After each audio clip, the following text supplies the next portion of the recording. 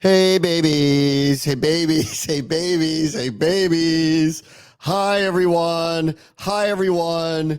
We have the best team ever. Hi everyone. Hi everyone. Super Unbelievable. Bowl.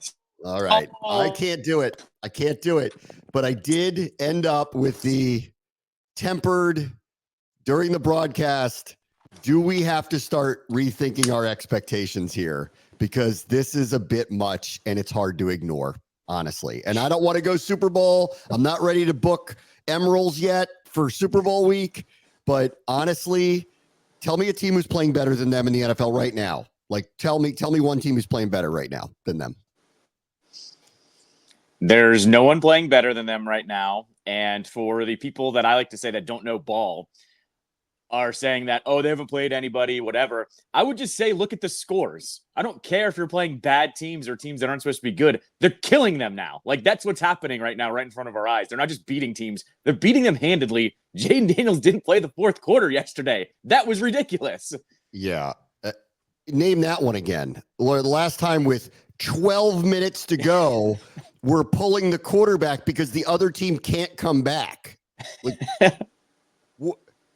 what planet are we on right now? I think, like, you know what? I've had a couple conversations, and I think this is where a lot of people are, where I've been, actually.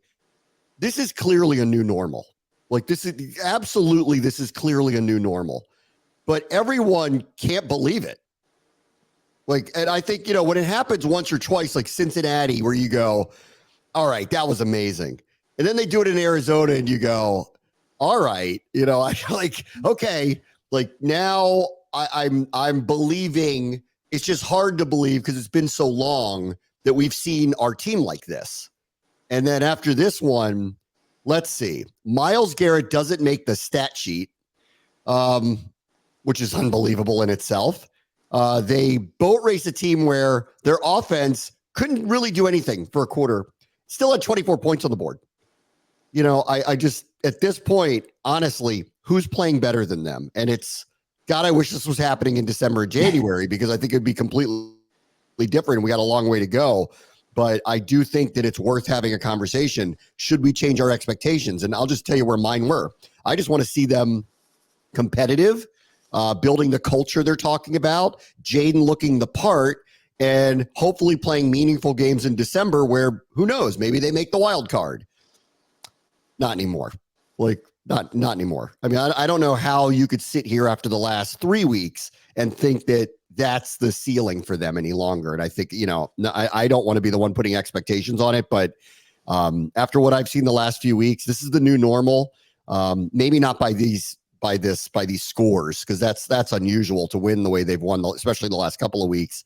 And I doubt it'll happen next week against Baltimore, win or lose. I doubt the score is going to reflect something like that. But my feelings about what this team can be this year, I mean, this is really unprecedented to have this many different pieces, rookie quarterback, and it to be this good. So I don't know what the secret is, but the secret's out, and the adjustments that everybody's tried to make to them have not worked to this point. It's amazing.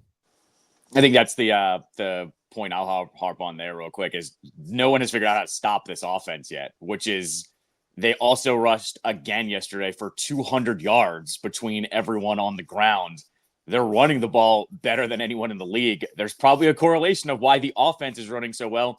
And OG, did you see what the Bears did yesterday? They ran the ball, and Caleb had his best game of his career so far. Like, it's almost like they had the secret sauce from the beginning. To go back to your point, though, too, of just how they've been playing, Jaden Daniels did the cardinal sin yesterday, throw a pick in the red zone on the 1 yard line, and they were fine. There was no doubt that they were going to bounce back perfectly fine. And specifically to him, no panic whatsoever. I mean, if there was anything that was going to rattle him, it would be something like that. And it was a nothing burger. I mean, to start from the beginning, the defense owned them. Cleveland had 38 yards at half, 38. They got 7 sacks, which a lot of which is Deshaun, who I'll get to in a bit, who's playing about as poorly at the position as just about anybody is right now. And considering his experience level and what he was, in Houston and pre all of the allegations and all the things that occurred, he's bad. right now. I mean, like he holds on to the ball too long. There was a particular play. I'll get to it in a minute. I want to stay on the Washington defense for a minute because the Commanders had what was their most inefficient quarter in a month. And that's the weird part of the new normal is we're just not accustomed to seeing it. Like we're accustomed to seeing them score on every single drive or having this 80 something plus percent completion percentage. And that's just not realistic. And it wasn't sustainable.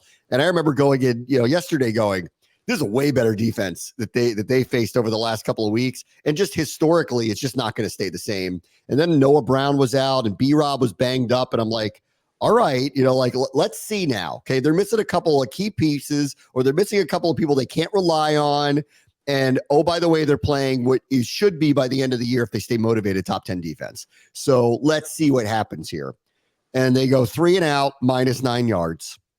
Their second drive is the interception drive, but there was one big play in the drive. That was the drive where they had the pass to Terry, but every other play was either incomplete or a negative play. Every single other one of them. They went 3 and out after the next drive that they got. Cleveland kicks a field goal. And then after that, next 3 drives, field goal, touchdown. So they had, I remember our stat guy sent this to me during the broadcast. And it was something like Washington had 2 big plays. I think it was the Eckler run and the Terry pass where Jane got away and threw that long bomb. He goes, those 2 plays accounted for 100 and something yards. The other 13 plays they had run were for like 20 total. So they couldn't really do anything. For the first time, they hit a couple of big plays here and there, but they couldn't do anything. And then all of the sudden, it just shifted. And all of the sudden, they've got 24 points up at halftime. Like, again, if this is what the new normal is, where they could go through long stretches of time where they're not effective whatsoever to turn around and have 24 up at halftime anyway. I don't know what we're looking at anymore, which is why I think you go, I just don't know what the expectation should be at this point because it is early October. But if you're capable of doing things like that, like nothing bothers you, being stopped doesn't bother you, terrible turnover in the red zone doesn't bother you, you score 24 anyway, your quarterback on the sideline at the end of a half goes, call this particular play because that guy's tired and we're going to beat him. And he does. We got the secret sauce and it's exhilarating to call. It's exhilarating to be a part of. And it's practically unreal because of our history. The last 30 years, it's practically, I think this is why there's this disbelief about it. It doesn't feel real. It's amazing. If you want to, I guess test the timeline of like, how long is it going to take to get this fan base back involved? I think we saw it yesterday too. 4 weeks. 4 weeks of really good play by a rookie quarterback that's been unreal. Gets the fan base back. The crowd yesterday was awesome. I was in the stands. I know you called it at the stadium, but there was a different vibe around everything. And what I get on that is that I think this was the meeting of 2 teams that the vibes are right on one and are completely off on the other. And we started talking about this 2 weeks ago about how it took the defense a couple of weeks to start believing in Jaden a little bit. And now you can see it, the way that they thrive pretty much every drive at this point of like, if we bend, don't break, that guy's got our back. That was on full display yesterday. And it was actually a little bit of back and forth too. The offense was going, all right, we got a couple 3 and outs. We'll be okay. They held it down, kept a close game. And then, as you said, field goal, touchdown. Like it was over at that point. That was the game right there. And then when you play a team like Cleveland, that clearly they just are not vibing well right now. No. They do not believe in anything Deshaun Watson's doing. As you pointed out on Friday, even last night or yesterday afternoon, their body language wasn't even right in the first half yesterday. So I think that's what happens as well. When you have 2 teams like this, where one team's believing in everything and the other one believing in nothing, that's an easy win too, the way this team's going. Yeah. So as of last week, so I'm watching them and I'm going, okay, look, because listen, I try to be careful about all this. I actually thought they were playing the best defense they had faced. And I think through the first half, they kind of were. And I think some of this carryover is just like the defense here is getting motivated by what our offense is doing. And they know that they've got their back and they held up their end of the bargain on this one, which is why I really think defense gets the kind of the MVP of the day. And I'll get to Luvu in a minute because he was just outrageous yesterday. But like same thing's happening with Cleveland. Their defense is really good. Their defense held the last 3 teams they had faced to 54 points total. and they're losing 2 of those 3 games, and one of them is to Vegas, who isn't good, and they know that, right? Go watch the Browns last week against the Raiders. Like, on run play, first, their offense extremely uncreative, but like on run plays, their receivers don't even break off the line. Like, they just totally disengage from the play. Like, it is a surefire sign they do not believe in what they're doing at all. And Deshaun, he holds the ball way too long. Like, 7 sacks is amazing. 3 of them are him just not getting rid of the ball. Really. There was one play where he scrambled and got out of the pocket, and he was about 5 yards past the line of scrimmage, but it was a 3rd and long, I think, or a 2nd and long. I don't remember the down and distance, but it was a long. It was, something in long, something in 9, something in 10, something like that. And he was about 5 yards past the line of scrimmage and about, heading toward the sideline, but Sanders still just popped him. Okay. And he got up and he's pissed. Sanders still hit him. He was 3 yards in bounds when he hit him.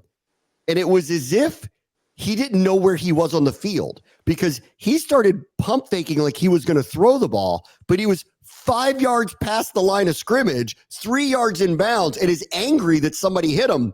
Dude, that's on you, man. Like, you don't even know where you are on the field right now. He's so lost. He doesn't know where he is on the field. His incompletions are terrible. He holds onto the ball way too long. I saw this over the last couple of weeks. That's why I thought, like, if they can get a pass rush, the danger is, we think the danger is our corners versus receivers of that caliber, because Cooper could kill you. He's still a top-notch receiver. Jerry Jeudy, I don't know that I buy, but he's a legitimate NFL receiver. So, like, they got real weapons over there. And I'm like, we got to blitz to get pressure on this guy, because he will be very inaccurate. Not only would he be inaccurate, he just holds onto the ball way too long. So I don't want to take anything away from Washington's defense. I thought they were remarkably great. It was their best performance collectively of the year, building off of the one in Arizona, which was their best one of the year.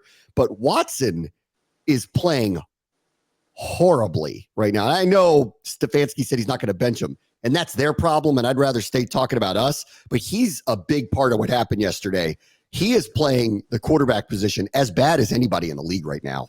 To your point about that Sanders still pop on the sideline, the reaction in the stands was like, why did he take that hit? Like, why did he not just start going out of bounds? Like, it was baffling. He didn't know where he was on the field. Yeah, it was baffling to watch in person, because like, that was for nothing. It's not like the 4th down or 3rd down marker was right there either. There was no rhyme or reason behind that. I'm with you too. Like, nothing's going right for him. I can't tell you something he did right yesterday. And credit to the defense for taking advantage of that, because there have been times in the past where they don't do that against a bad quarterback sometimes. I think I said this to you on Friday, and I reiterated it on the pregame show a couple times, and I said, this game's going to be won and lost on first down on both sides. Like, Washington has been really good at getting themselves in these 2nd and 5, 2nd and 6s. I think it has a lot to do with Cliff's kind of creative play calling early in the drives. And once they're in that spot, you see what Jaden can do. He's so comfortable with everything. If it's just not there, he'll tuck it and run. He's going to get 3, 4, 5 yards. It gets him in either 3rd and short or first down. Like, they're living in that space. Cleveland actually early stunted them, got them in these 3rd and longs, 2nd and longs,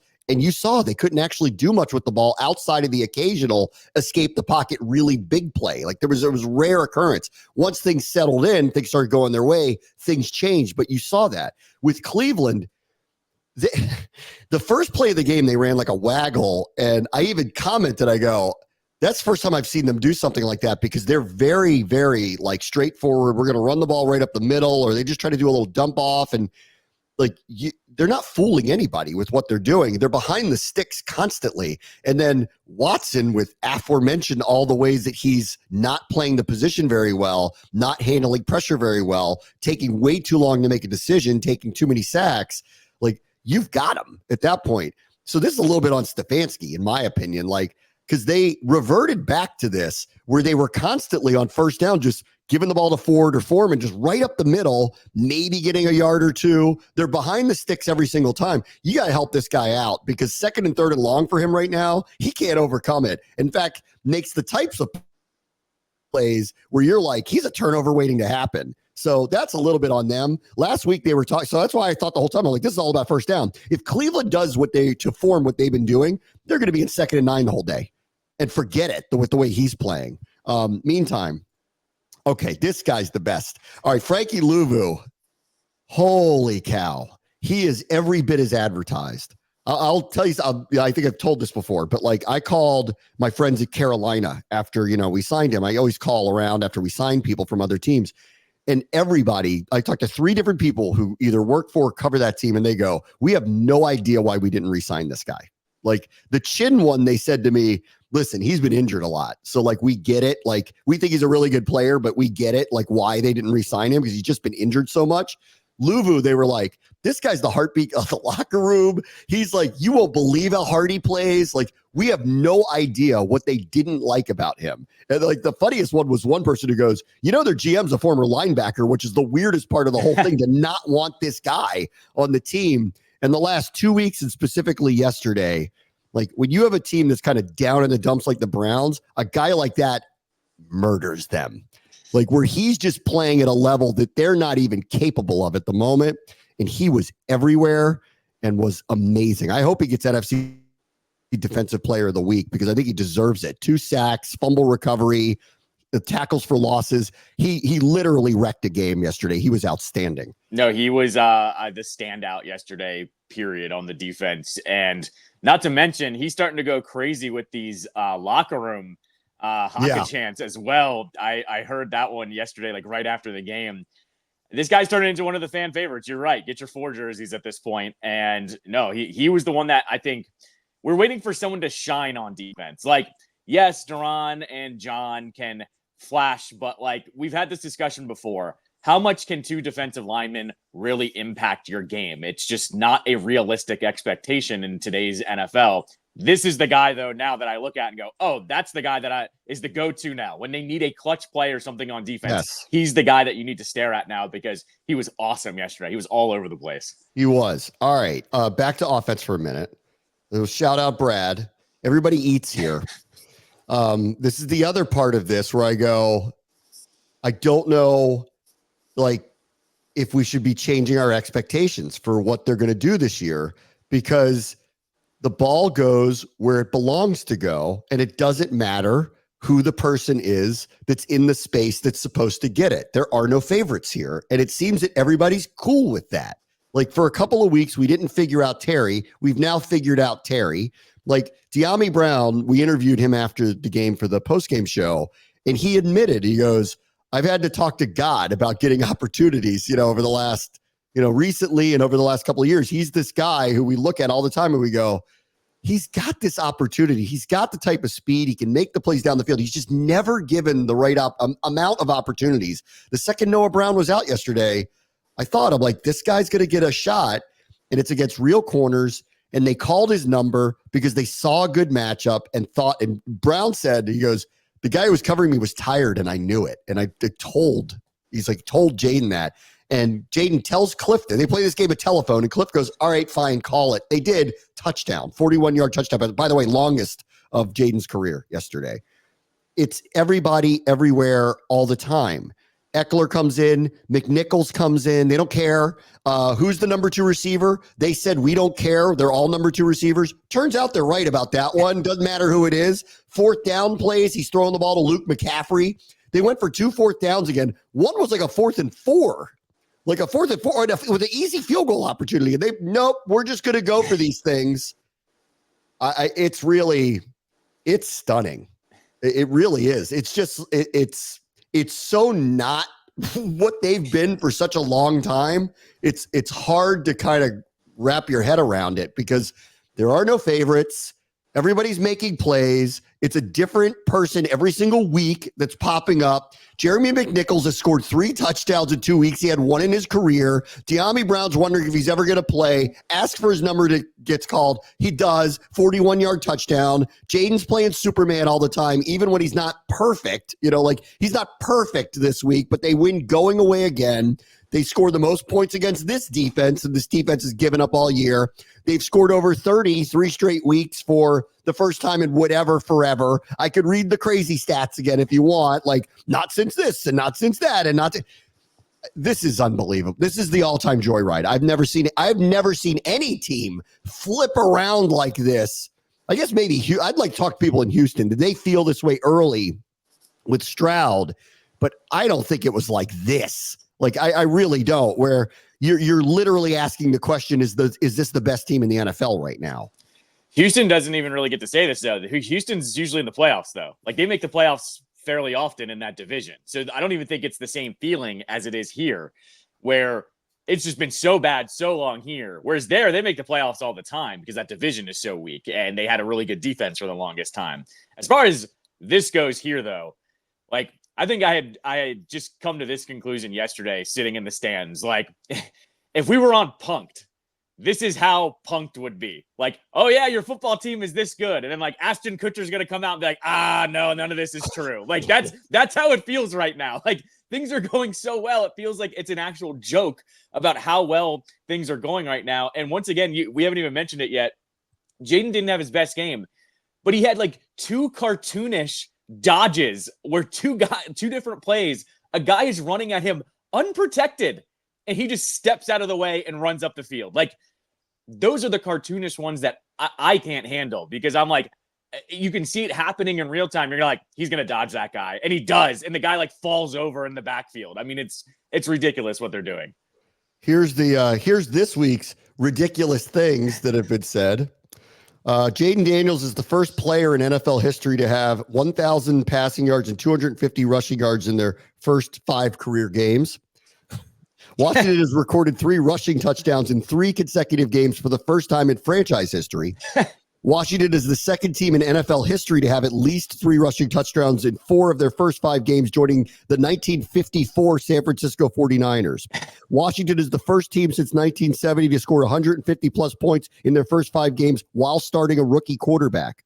Washington has won 2 consecutive games by 20 or more points for the first time since 1997. This is every week.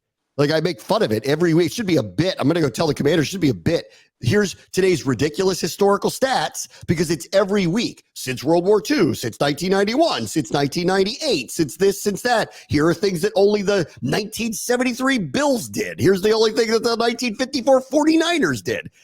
It's ridiculous. Like, they're rewriting everything. Like, the story's being written in front of us.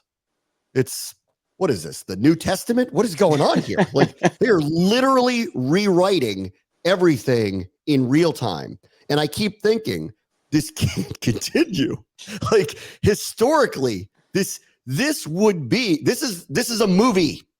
This isn't real. Like, this is what a scriptwriter writes. This is a Rocky fight. Nobody gets punched that much in a real fight and lives to talk about it or wins. Like, this doesn't make any sense. It doesn't. They're rewriting record books week by week by week with a team that didn't know each other as of 6 months ago. It's crazy. Like I said, we're getting punked. That's the only explanation for all of this. Ashton Kutcher comes out next week at the Ravens game and says, "Oh, this team doesn't exist." That's what we're going for at this point. Yeah, and the last one, I just want to mention this one from the game again, and I think it's worth reiterating. Myles Garrett did not make the stat sheet. Here's the reigning NFL Defensive Player of the Year, who last week had 2 sacks and 7 quarterback pressures. He has the most quarterback pressures in the NFL this year. He already had 4 sacks, playing injured a little bit, to be fair to him. But, okay, so here's now, 2 weeks in a row. Not that I would put Budda Baker on Myles Garrett's status list, but he's a really, really, really good player. He made a couple of plays, but nothing impactful whatsoever. You saw what the score was. Here's maybe the best defensive player in the NFL, complete literal non-factor, and many times he's being blocked by a rookie tackle who was a 3rd-round pick. What is going on? I saw somebody tweeted out it's only the 2nd time in his career that he didn't make the stat sheet. Wow. It's unreal. It is unreal. It's all unreal. It's all too good. It's all too good. So I don't know. Here's the other one. 1 for 13 on 3rd downs, Cleveland. And the one was at the end of the game when the score was already settled. Like, it didn't matter. So during any period of time when it mattered, they couldn't convert a 3rd down conversion. 2nd week in a row, they've stopped the team on a 4th and 1, albeit in both cases, I don't know what the other team was thinking whatsoever. On a 4th and 1, Kyler Murray dropped back to pass. And this week, they brought in Jameis Winston to do a pitch left to Deontay Foreman. Are you all nuts? Like, what kind of play call is that? No, that looks like a team that's unserious about football on that side of right. the which is when you play this team, that's a buzzsaw situation. It's so weird. Like I'm trying, like I have to do these interviews after the game and I'm trying not to be giddy. Like, how do you talk to these people seriously when they're doing these things? It's like ridiculous. It's like asking David Copperfield, how did you move the Statue of Liberty? And he's like, and you know he's not going to answer the question, but you're asking it because you're just in disbelief.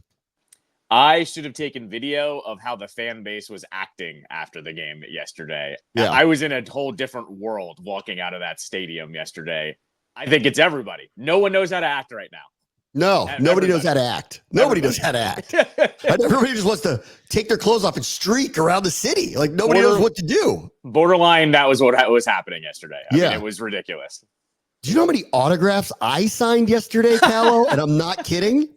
Like I like there was one. I'll tell you this story maybe tomorrow because I want to get to the other NFL games. But there was one at the end of the game yesterday that CJ and London were even like, "Wow, everybody likes you now." Like, what's going on? Winning changes everything for everybody. It's nuts. All right, let me take a quick break. We'll get into the other NFL games next. Bray wants to show ESPN 630, the Sports Capital. All right, welcome back. Let's talk about the other 31 teams that aren't the best team in the NFL that played in Week 5 yesterday. Why? I know. That's true. It's a good point. Cares? Why? Who cares? You're all second place. Who cares? Let's see. We had our first London game of the year. I'm going to call this London Fog for Raj. As the Jets, he was actually bad. This was one of the few games I got to see most of because it started at 9:30 yesterday, so I was watching it during the pregame show. He threw 2 terrible interceptions and a third that I wouldn't say was his fault, but it wasn't a really great choice. So it's on him. Their defense is good enough. You know, they got way down, but their defense, again, kept them in the game. They got a top 5 defense.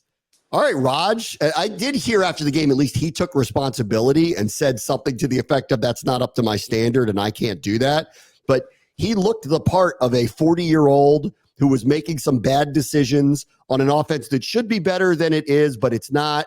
And they're going full Jets with that team right now. And, you know, listen, maybe Minnesota is real too. They're probably sitting there having a little disbelief conversation like we are. Like, can you believe we're 5-0 right now? But for the Jets, which I think is the bigger story here, because they got everything there for them to win, and they're just not. And even at 2-3, the wins they've had, neither one of them have been impressive. So, you know, old Raj, wonder what he's thinking right now on his flight back from London. This is one, though, that I can think we all kind of called. Like, if this was any other London game and it's not Minnesota, I would have been interested to see what the Jets do here. The Jets still, to me, are middle around 500 and see if they go to run at the end of the season. I'm still not worried about them because of Rodgers. With the Vikings, though, yeah, if they're like 500 by the middle of the season, there's still a good chance that they'll turn it on. Exactly. Sure. So as long as the ship doesn't go down, essentially, I'm not worried about them. The Vikings, though, the story of the first 5 weeks, though, is their defense. Their defense is so phenomenal. Flores has clearly turned things around there. And they scored yesterday on defense. It's going that way for them. So for the Vikings, I'm just most impressed by their defense. They made a couple of signings that have turned out to be really, really good for them. This Van Ginkel guy's a very good player. I saw him with Miami. He's one of those with the Dolphins where I'm like, I'm not really sure why they let him go. He's like one of those type of players where you're like, why don't you want him? He's not going to break the bank. Yeah. Like, he's just a very smart, good player. I don't know why you wouldn't want him, but whatever. He made a big play for them, and they showed the replay of it where he goaded Rodgers to throw it right to him. It was really amazing. Let's see. I feel good for the Bears fans who are in the same boat as us that have been waiting forever for the Magic Man to show up. And yesterday, they got a little taste of it because Caleb wants back in the conversation. He had his first big day as a pro. I don't know if they're passing it off as well. That was Carolina, and maybe that's how they're thinking about it. But I think for them, because they've gone through this first month of, oh, God, did we pick the wrong guy? You know, not that we got the wrong guy, but Superman seems to be the number 2 pick right now, and our guy isn't quite ready to join the Hall of Justice. But yesterday was a good sign for them. I still believe, you know, and I'm rooting for him. He's a local. I'm really rooting for him. I do hope that we have a situation where he gets really good. And we have a bunch of games with the Bears over the next 5-10 years that profile these two against one another. I think it'd be a great storyline. And I think he just instinctually is such a great player that it's going to come around for him if his attitude and personality don't get in the way, because that seems to be the real, guiding force for him. Jaden is cool, calm, collected. Everybody just kind of loves him, seems to get along with everybody. Caleb probably needs a little maintenance and ego stroking. But that's okay. Like, if he ends up being really good, then that's just his personality. And yesterday, for some reason, I was just happy for him that he showed off that he's very, very, very capable of this. I need to correct you in my nerd knowledge here. It's Justice League, not the Hall of Justice. But I'll go with. Well, when I was a kid and the Superman, the Super Friends cartoon was on, it was the Hall of Justice that they were in. Are you sure? So I am correct. It's just the very old version of it. That's all. I don't know. We'll have to fact check that. But to this point, yeah, I'm happy for Caleb that he finally did something. Bears fans are kind of dead to me after last week, though, because they were just talking so much trash and making all of these excuses up for Caleb when he, wasn't good. And here's what I'm going to say. That's not a team that's good. Call me when Caleb beats a good team. That's what I'm going to go with. So I'm going to use the same excuse that they use.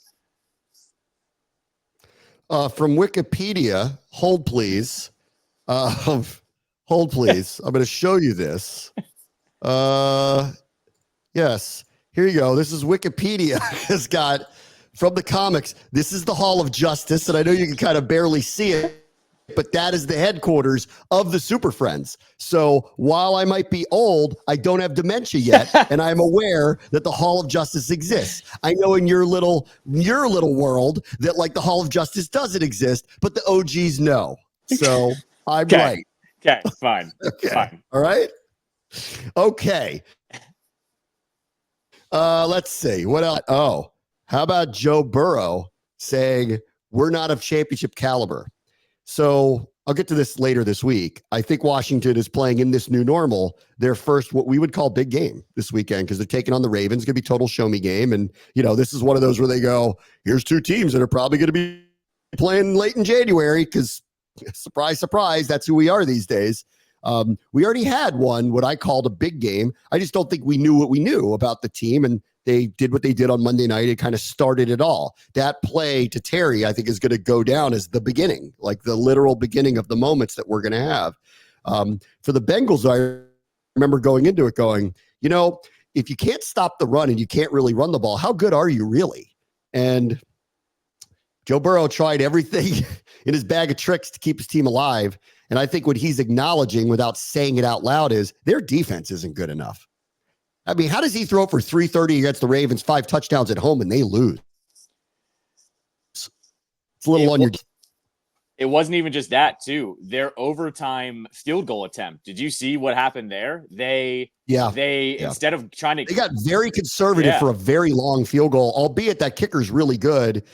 And I'll hear them out on it, but they got really conservative for not for a 30-yard field goal, for a 53-yard field goal. They got in range and went 3 straight runs. I'm sorry. We're seeing it more and more now. You have to go for the dagger, at least try for the dagger once or twice. Yeah. I'm not saying they had to chuck it down the field, but to go full run, and then hope that he makes that. Those are the moments that make or break your season. And the Ravens kick back and win the game. Let's see. Red zone specials. Miami beat the Patriots yesterday in what I think we predicted, because they don't have any offense right now, and the Patriots really don't, 15-10. Denver beat the Raiders, but the Raiders aren't very good, and they're probably going to trade Devontae Adams soon, sooner rather than later. I did like Max Crosby coming out and going, shut your face about me wanting to leave here. And he looks like a pirate. So, I mean, why would he go anywhere? And Jacksonville, not surprisingly, I've just watched this league too long. They were due to win. They did. Trev threw for over 300. They beat the Colts. Those are two middling teams. That's what they are. Yeah, I would say this, though. It was, once again, Joe Flacco in a close game against them. If I'm Indianapolis, I'm dangling Flacco out there for some team because he can clearly run an offense. I do think in Cleveland today, you do ask the question, what were we thinking not bringing him back? Yes, absolutely. 100%. Why in the world would we not bring him back? Let's see. Texans top the Bills, so that's a good marquee win for them. So if they're going to live up to all this promise of we're going to be different this year, we're actually going to take a run, then you got to win games like this. It was at home, and they did. Buzzer-beating field goal. Bills have now lost a couple in a row against playoff caliber teams, so we'll see how they circle the wagons this time. Those new Texans alternates, 10 out of 10. Those are fantastic. Early story of the NFC this year. What happened to the Niners and the Rams? 2-3 and 1-4. Both could claim injuries. Both would be accurate to claim some injuries there. Thought the Niners were a little too built to fail. And I'm sorry, injuries are not the reason why you blow a huge second half lead at home to the Cardinals. And that blowout win by the Commanders last week is looking better and better by the day. The Cardinals almost won in Buffalo, did win in San Francisco, boat raced the Rams, and weren't even competition for us a week ago. So once again, who's got it better than us, Jim? Nobody. Nobody's got it better than us. I don't know what's up with them. I need to kind of deep dive a little bit of how they blew that against them. And with the Rams, they lost to a good team, Green Bay. They are really beat up, but I just trust McVay a little bit more than this, and I'm surprised at 1-4. If they said all these injuries, 2-3, they're hanging in there, but 1-4, that's a pretty big hole, and it doesn't feel like they're going to get out of it. Like if I were to guess of one of the two to get out of it, it'd probably be San Francisco, but I don't think it's going to be both of them. I think we talk about the Rams, and I forget who said it, but like the most under the radar retirement that we didn't make a big deal out of was Donald retiring in LA there. I mean, that's a heart and soul type of guy that maybe that's what they're missing. They're missing some kind of leadership that they haven't had before. That's what's screaming to me because I'm with you. I thought McVay would keep this thing on the tracks, and he just hasn't. And they did keep it close yesterday. They did almost come back, but like almost doesn't get you anything in this. That's right. I think the surprise one of the day was the G-Men scoring one in Seattle. No Malik Neighbors yesterday, so I just kind of wrote it off. I think I said to you on Friday, I wouldn't be surprised. I think the Giants are playing really competitively, but without Neighbors, I didn't know where they were going to get offense from, and they found it. This is a confounding loss for Seattle, probably one that they're having a tough time figuring out. That's a really tough place to play. The trip there is, I think it's harder to fly there than it is to fly to London to go play them. It's an exhausting trip when you get there. Their crowd is uniquely great. The conditions typically aren't great. Gino's been off the charts actually this year and off of I don't know, maybe off of that loss the other night where they were back and forth, that they just took one for granted. And I've said this for a while. I think you agree. I think Daboll's a very good coach. Yep. I don't think they have a great roster, but I think he's a very good coach. And, the Danny Dimes revenge tour just picked up a little bit of steam with a win there. That's a big win for them. This is why no one believes in Seattle. They always have a loss like this where you're like, this is like, we're waiting for you guys to put someone away or stack up some of these wins. And instead they have the Giants come in there and beat them. This is why I always doubt kind of picking Seattle in these situations. The disappointment of the day for us is Cowboys winning. After, Lawrence out and Parsons out, I thought for sure that Pittsburgh would figure out a way. Called it. I called it over here. Off. And that's the disappointment of the day from our perspective, that they won that. I'll give them credit. They walked out after the delay, won the toss and said, give us the ball, and then went down and scored, which I thought was a big deal. I do think, man, I like Justin Fields a lot. I really do. I still think it's limited with him. I think they know this. I'm starting to feel like Russ will get an opportunity to play probably sooner rather than later, the second he can go. And I do actually think they should take a look at it because of their good start. They're in position to be in the playoffs again. So I think it would be right for them to put Russ out there, see how it goes, and then make a choice for the November-December run because they'll probably be 500 or better, and then they'll figure out who the right quarterback is for them. But he makes a few too many mistakes. A dynamic player. I love his athleticism, but it's just not there consistently enough. So I think that they need to give Russ an opportunity for sure.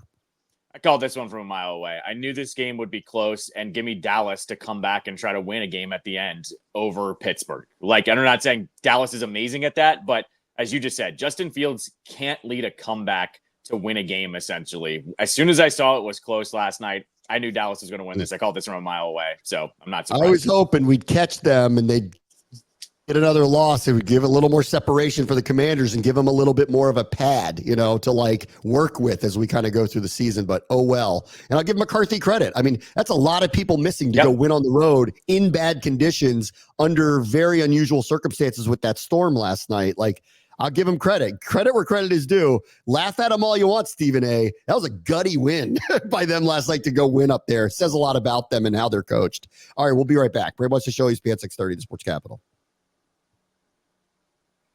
All right, welcome back. We didn't get to this last week because it happened really fast, but the Orioles are keeping Brandon Hyde on, which I thought that was an interesting.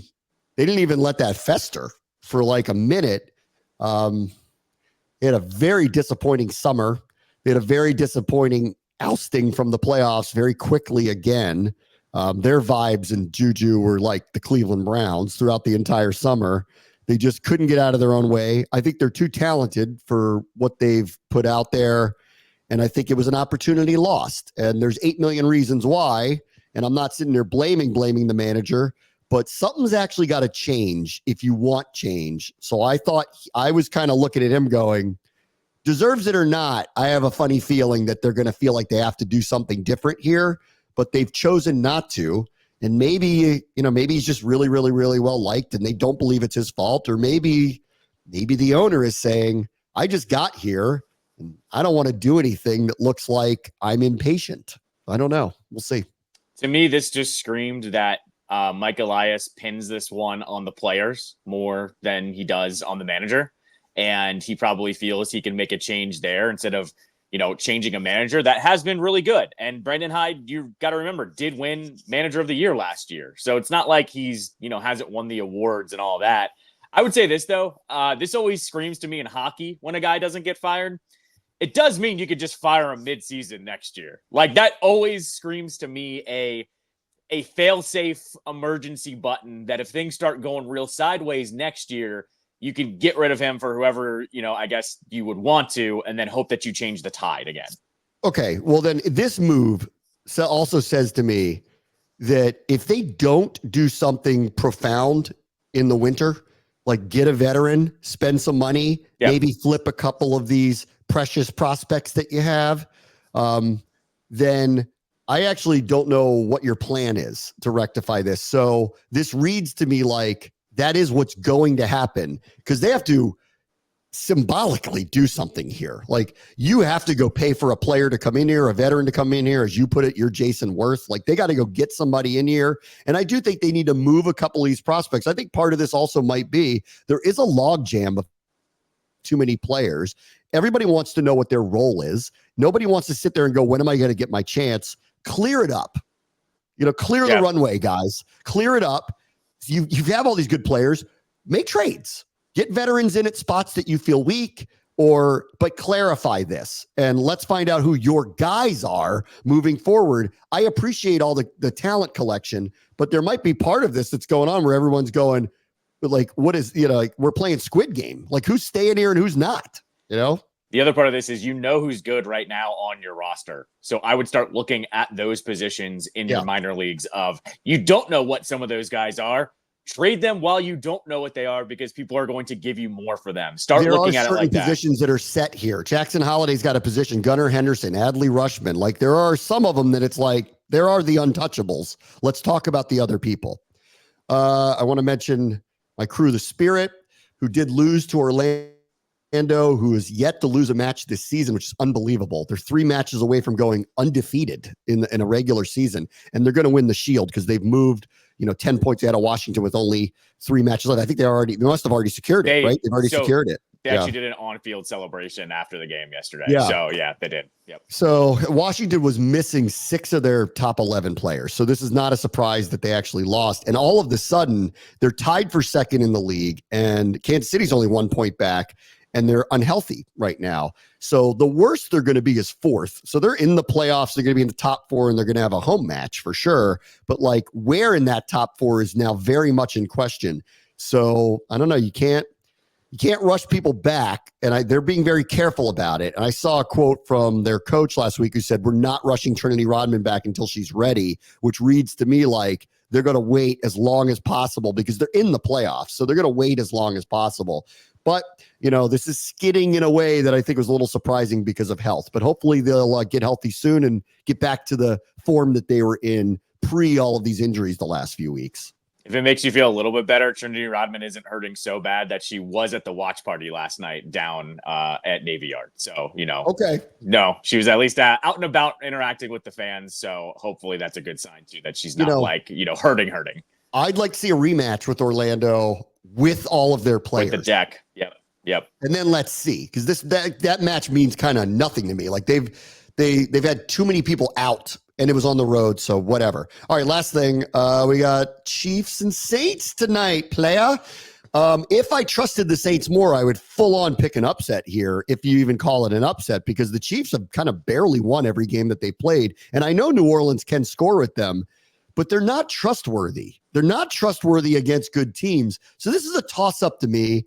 I am actually, my gut is leaning New Orleans here, but I don't trust them enough to actually say I think they're going to win. And I don't like picking against Mahomes because even when they're not functioning all that well, they win anyway most of the time. I also, if I'm New Orleans, I don't love a week of where's Travis Kelce? They don't use him anymore. You could it is a guarantee that guy's gonna have 8 for 135 tonight because it's out there and they're saying it. That's what's gonna happen. So I'll take the Chiefs reluctantly, but obviously I think if you've watched them this year, they're in a lot of close games. This probably will also be close, and New Orleans can score. So I think if you even call it an upset, I wouldn't be surprised. I would go Chiefs here, and I don't even know what the number is, but I know Vegas. The number's probably high on the over-under. Take the under on this one. The Chiefs' defense is better than people give it credit for. New Orleans is inconsistent. I'll take the Chiefs and the under, whatever it is. All right, everybody. Talk to you tomorrow. Bram wants to show ESPN 630, the Sports Capital.